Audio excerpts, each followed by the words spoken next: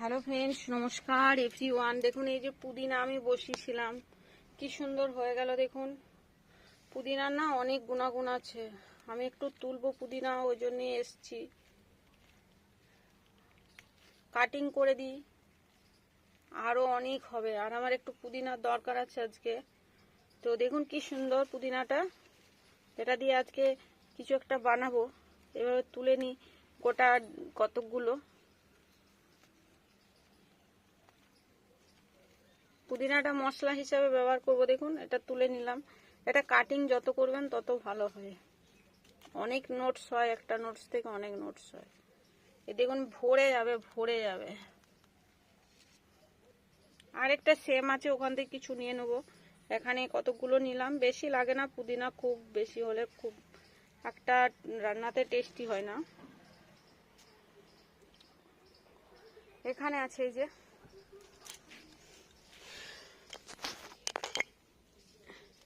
দাঁড়ান একটু গোলাপ গাছটা সরিয়ে দিই, তাহলেই বোঝা যাবে।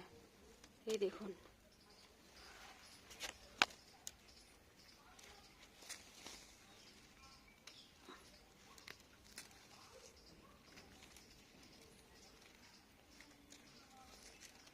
যত কাটবেন তত হবে, না কাটলে না হবে, পেকে যাবে। এখন কেটে কেটে বসি, আর এখন যত কেটে দিবেন তত এগুলো ঘিঞ্চি হবে। ফেব্রুয়ারি, মার্চ, এপ্রিল, মে, জুন আপনি ইজিলি খেতে পারবেন। আজকে আর নেব না, এতেই আমার হয়ে যাবে। পুদিনা পুদিনা দেখুন, এটা দিয়ে বানাবো আন্ডা মশলা কারি, ডিমের কারি বানাবো এটা দিয়ে।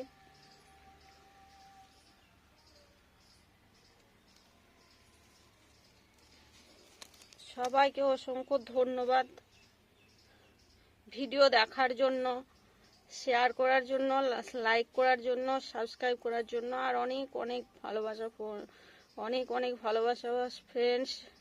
এভাবে সাহায্যটা দরকার, কেননা সব কিছু একটা জীবনে মোটিভ থাকে কিছু করার জন্য, আর সেই জন্য একজন সাপোর্ট লাগে, সব সময় সাপোর্ট লাগে।